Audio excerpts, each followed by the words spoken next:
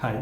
മാർക്കറ്റിൽ ഇൻവെസ്റ്റ് ചെയ്യുന്ന ഒരാളെ സംബന്ധിച്ച് ഇപ്പോഴത്തെ കാലത്ത് ഏറ്റവും ബുദ്ധിമുട്ടുണ്ടാക്കുന്ന കാര്യം എന്താണെന്ന് വെച്ചാൽ ഈ സോഷ്യൽ മീഡിയയിലുള്ള നമ്മളിപ്പോൾ ഓൺലൈനിൽ നോക്കിയാൽ നമുക്ക് കിട്ടുന്ന ഡേറ്റകളിൽ ഏതെടുക്കണം ഏതൊക്കെ നമുക്ക് വിശ്വസിക്കണമെന്ന് മനസ്സിലാക്കാൻ പറ്റാത്തതാണ്. ഞാൻ ഇൻവെസ്റ്റ് ചെയ്ത് തുടങ്ങിയ സമയത്ത് ഞാൻ ഫേസ് ചെയ്തിരുന്ന ഏറ്റവും വലിയ പ്രശ്നമാണത്. ഓരോ ദിവസവും ഓരോരുത്തർ ഓരോന്നിനെ പറ്റിയിട്ട് പറയുന്നത്. നമ്മൾ അതിനെയൊക്കെ ഫോളോ ചെയ്യാനായിട്ട് പോയിട്ട് നമുക്ക് ആക്ച്വലി എന്താണ് ചെയ്യേണ്ടതെന്നുള്ള കാര്യം ചെയ്യാനായിട്ട് നമുക്ക് സമയം കിട്ടുന്നില്ല. നമുക്കത് മനസ്സിലാകുന്നില്ല. ഇപ്പോൾ ഞാനിപ്പോൾ ചെയ്തുകൊണ്ടിരിക്കുന്നത് വെച്ചാൽ കമ്പനികളെ കൃത്യമായിട്ട് പഠിക്കുകയാണ് ചെയ്തുകൊണ്ടിരിക്കുന്നത്. നേരത്തെ ചെയ്തുകൊണ്ടിരുന്നത് എന്താണെന്ന് വെച്ചാൽ നമ്മൾ ഈ പറഞ്ഞ ടെക്നിക്കൽ അനാലിസിസ് നോക്കാൻ പോവുക, ഇൻഡിക്കേറ്റേഴ്സിനെ പറ്റിയിട്ട് നോക്കിക്കൊണ്ടിരിക്കുക, ചാർട്ട് നോക്കിക്കൊണ്ടിരിക്കുക, ഇങ്ങനത്തെ കാര്യങ്ങളൊക്കെയാണ് ഞാൻ നേരത്തെ ചെയ്തുകൊണ്ടിരുന്നത്. പക്ഷേ ഇപ്പോൾ അതിൽ നിന്നൊക്കെ മാറിയിട്ട് നേരെ ബിസിനസ്സുകൾ എന്താണെന്ന് മനസ്സിലാക്കാനും ആ രീതിയിലോട്ട് പോകുന്നുണ്ട്. നിങ്ങളും ഈ ഒരു കാര്യത്തിൽ ശ്രദ്ധ കൊടുത്തില്ലെന്നുണ്ടെങ്കിൽ നമ്മുടെ ഇപ്പോൾ സോഷ്യൽ മീഡിയയിൽ നോക്കിക്കഴിഞ്ഞാൽ കഴിഞ്ഞ ഒരു 2-3 വർഷം മുമ്പ് നോക്കിക്കഴിഞ്ഞാൽ എല്ലാവരും ട്രേഡിങ്ങിനെ പറ്റിയിട്ടാണ് പറഞ്ഞുകൊണ്ടിരുന്നത്. ഇൻട്രാഡേ ട്രേഡിങ്ങിനെ പറ്റിയിട്ട്. അത് കഴിഞ്ഞ് ഓപ്ഷൻ സെല്ലിംഗ് ആയിട്ട് മാറി. പിന്നെ കുറച്ച് കഴിഞ്ഞപ്പോൾ തന്നെ ഇവരെല്ലാം എന്താ പറയുന്നത് പൊസിഷണൽ ട്രേഡ്, അത് ഈ ഓപ്ഷൻ സെല്ലിങ്ങിനുമായിട്ട് ക്യാരി ഫോർവേഡ് ചെയ്തുകൊണ്ടുള്ള ട്രേഡുകളെ പറ്റി പറയാൻ തുടങ്ങി. പിന്നീട് അത് പയ്യെ സ്വിംഗ് ട്രേഡിലേക്ക് എത്തി. ഇപ്പോൾ കഴിഞ്ഞ ഒരു 5-6 മാസമായിട്ട് നോക്കിക്കഴിഞ്ഞാൽ എല്ലാവരും ഇൻവെസ്റ്റ്മെൻറ്റിനെ പറ്റിയിട്ടാണ് പറഞ്ഞുകൊണ്ടിരിക്കുന്നത്. ആർക്കും ഇപ്പോൾ ട്രേഡിങ്ങിനെ പറ്റി പറയണ്ട, എല്ലാവരും ഇൻവെസ്റ്റ്മെൻറ്റ് എന്ന് പറഞ്ഞുകൊണ്ടിരിക്കുന്നു. അതെന്ന് പറഞ്ഞാൽ ഇവർ ഈ ചാർട്ട് നോക്കിയിട്ട് സ്റ്റോക്കുകൾ കുറേ ഡൗൺ ആയിട്ട് പോയിട്ടുണ്ട്. അപ്പോൾ അതുകൊണ്ട് തന്നെ ഇവിടെ നോക്കി ഇൻവെസ്റ്റ് ചെയ്ത് കഴിഞ്ഞാൽ നമുക്ക് വാല്യൂ ഇൻവെസ്റ്റിംഗ് ചെയ്യാമെന്നൊക്കെ പറഞ്ഞുകൊണ്ട് ഒരുപാട് ആളുകൾ, നിങ്ങൾ മലയാളത്തിൽ തന്നെ നോക്കിയാൽ മനസ്സിലാവും, ഓരോ ദിവസവും ഓരോന്നാണ് പറയുന്നത്. ഇന്ന് നിഫ്റ്റി കയറി പോകും, നാളെ ഇനിയിപ്പോൾ അടുത്തൊരു ബുൾ റാലി വരാൻ പോവുകയാണ്, അല്ലെങ്കിൽ ഇതിപ്പോൾ ബെയർ ആവാൻ പോവുകയാണ്, മാർക്കറ്റിൽ ഇപ്പോൾ ഇതിൻ്റെ സെല്ലിംഗ് പ്രഷർ ഉണ്ട്. ഒരു ദിവസം ഇവർ പറയും സെല്ലിംഗ് പ്രഷർ ഉണ്ടെന്ന് പറയും, അടുത്ത ദിവസം ഇവർ പറയും മാർക്കറ്റിൽ ഒരു ബ്രേക്ക് ഔട്ട് വരാനുള്ള സാധ്യത കാണുന്നുണ്ടെന്ന് പറയും, പിറ്റേ ദിവസം പറയും താരിഫിൻ്റെ പ്രശ്നമുണ്ടെന്ന് പറയും, അടുത്ത ദിവസം പറയും GSTയിൽ നോംസിൽ വ്യത്യാസം വരുത്തിയതിനെ പറ്റി പറയും, അല്ല RBIയിലെ പോളിസി ചേഞ്ച് ചെയ്തതിനെ പറ്റി പറയും. ഇങ്ങനത്തെ ഓരോ ദിവസവും ഇവർ ഓരോ കാര്യങ്ങൾ, ഓരോ നറേറ്റീവ് ആയിരിക്കും പറഞ്ഞുകൊണ്ടിരിക്കുന്നത്. നമ്മൾ ഇതിൻ്റെ എല്ലാം പുറകെ പോകാതെ നമ്മൾ കൃത്യമായിട്ട് നമുക്ക് ചെയ്യേണ്ട കാര്യം എന്താണെന്നുള്ള കാര്യത്തെ ഫോക്കസ് ചെയ്തില്ല എന്നുണ്ടെങ്കിൽ നമ്മൾ ചെയ്യേണ്ട കാര്യങ്ങളിൽ നമ്മൾ ഫോക്കസോടെ പോയിട്ട് ഇതിൻ്റെ എല്ലാം പുറകെ പോയിക്കൊണ്ടിരിക്കും. ഇപ്പോൾ തന്നെ ഈ ഇൻവെസ്റ്റ്മെൻറ്റിനെ പറ്റിയിട്ട് പറയുന്ന ആൾക്കാരെ പറ്റി നോക്കിയാൽ ഇവർ ഭൂരിഭാഗം പേരും കഴിഞ്ഞ കുറച്ച് നാൾ മുമ്പ് ഈ ട്രേഡിങ്ങിനെ പറ്റിയിട്ടാണ് സംസാരിച്ചുകൊണ്ടിരുന്നത്. പിന്നെ അത് തന്നെയല്ല, ഇവർ ടെക്നിക്കൽ അല്ലാത്ത വേറൊരു കാര്യത്തെപ്പറ്റി സംസാരിക്കുന്നില്ല.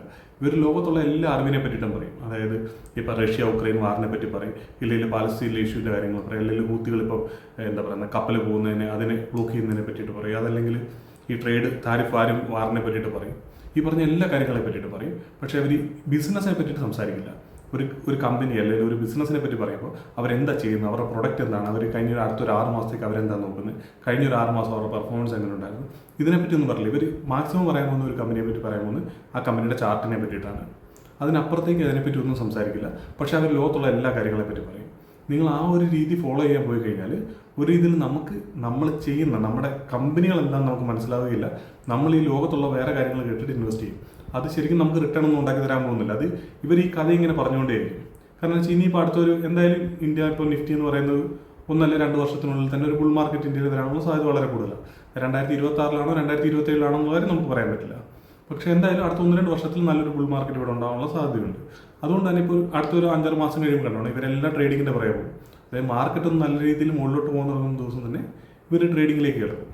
അത് കഴിഞ്ഞിട്ട് ഇതിൻ്റെ ഒരു പീക്ക് എത്തുമല്ലോ, 1-2 വർഷം കൊണ്ട് തന്നെ ഇതിൻ്റെ പീക്ക് എത്തിയതിന് ശേഷം മാർക്കറ്റ് താഴേക്ക് പോകുന്ന തുടങ്ങുമ്പോൾ ഇവർ കണ്ടോണം ഇതേ കാര്യം പറഞ്ഞുകൊണ്ടിരും. ഞങ്ങൾ 2025 പറഞ്ഞ സ്റ്റോക്ക് കണ്ടില്ല, ഇപ്പോൾ ഒരു 3 ഇരട്ടി റിട്ടേൺ തന്നു, 2 ഇരട്ടി റിട്ടേൺ തന്നു, 4 ഇരട്ടി തന്നു എന്നൊക്കെ പറഞ്ഞിട്ട് ഇവർ ആ സമയത്ത് ഇതിനെപ്പറ്റി പറയാനായിട്ട് വരും. ഉറപ്പായിട്ടും പറയാം, നിങ്ങൾ ശ്രദ്ധിച്ചോളാം. പലരും ഇനിയിപ്പം പക്ഷേ ഇവർ ഈ മാർക്കറ്റ് കയറി പോകുന്ന സമയത്ത് ഇതിനെപ്പറ്റി ഒന്നും സംസാരിക്കുന്നുണ്ടാവില്ല.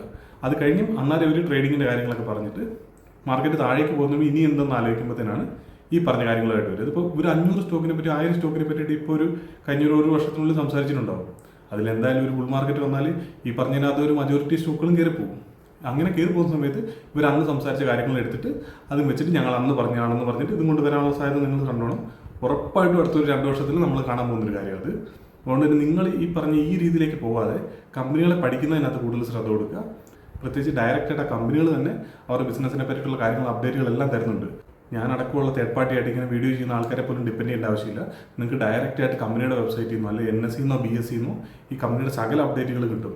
അല്ലാതെ നമുക്ക് ലോകത്ത് നടക്കുന്ന എല്ലാ കാര്യങ്ങളും അറിയേണ്ട ആവശ്യം ശരിക്കും ഇല്ല. നമുക്ക് ആ ബിസിനസ്സിനെ പറ്റിയിട്ടും ആ ബിസിനസ്സിനെ ചുറ്റിപ്പറ്റി നടക്കുന്ന കാര്യങ്ങൾ അത് ആ കമ്പനിയെ ഫോളോ ചെയ്ത് നമുക്കത് മനസ്സിലാക്കി എടുക്കാനായിട്ട് പറ്റും. പിന്നെ അതുപോലെ തന്നെ നമ്മുടെ ഇൻവെസ്റ്റ് ചെയ്യുന്ന ഡിസിഷൻസിനെ ഇവർ ഈ പറഞ്ഞ പല കാര്യങ്ങളും ഇൻഫ്ലുവൻസ് ചെയ്യും. ഈ പറഞ്ഞ പല എന്താ പറയുക, നമ്മൾ ഈ ഫണ്ടമെൻ്റൽ മനസ്സിലാക്കാതെ നമ്മൾ ഈ ചാർട്ടിൻ്റെ പുറകെ പോകുന്നു, അല്ലെങ്കിൽ ഇൻഡിക്കേറ്റേഴ്സിൻ്റെ പുറകെ പോകുന്നു.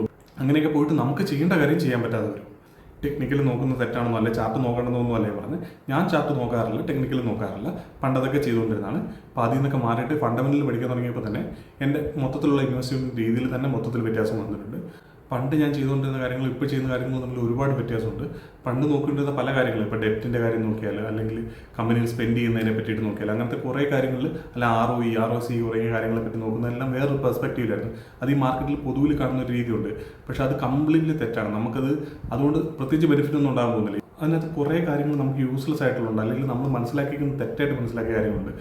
അത് നമ്മൾ ഇൻവെസ്റ്റ് ചെയ്യുന്ന ഡിസിഷൻസ് എടുക്കുമ്പോൾ നമ്മൾ ഒരുപാട് പുറകിലേക്ക് വലിക്കും. നമ്മൾ ഇൻവെസ്റ്റ് ചെയ്യുന്ന നമ്മുടെ റിട്ടേൺസിന് ഒരുപാട് കുറയ്ക്കാനായിട്ട് ഈ പറഞ്ഞ ഡെപ്റ്റിൻ്റെ കാര്യത്തിൽ ഇപ്പോൾ നമുക്കുള്ള കുറേ തെറ്റിദ്ധാരണകളുണ്ട്, അല്ലെങ്കിൽ ROEയുടെ കാര്യം നോക്കുമ്പോഴത്തേനുണ്ട്. സോ ഇതിനെപ്പറ്റിയൊക്കെ നമുക്ക് എന്തായാലും വരുന്ന വീഡിയോകളിലൊക്കെ സംസാരിക്കാം. നിങ്ങൾ എന്തായാലും ആദ്യം ചെയ്യേണ്ടതെന്ന് വെച്ചാൽ, നിങ്ങൾ ഏത് കമ്പനികളെയാണോ ട്രാക്ക് ചെയ്യുന്നത്, അതിനെ അല്ലെങ്കിൽ ഏത് ബിസിനസ്സുകളാണോ നിങ്ങൾക്ക് ഇഷ്ടപ്പെടുന്നത്, അതിനെ കൃത്യമായിട്ട് ട്രാക്ക് ചെയ്യാനും ആ കമ്പനികൾ പഠിക്കാനായിട്ട് ട്രൈ ചെയ്യുക എന്നുള്ള കാര്യമാണ്. നമുക്ക് എന്തായാലും അടുത്തൊരു വീഡിയോയിൽ കാണാം.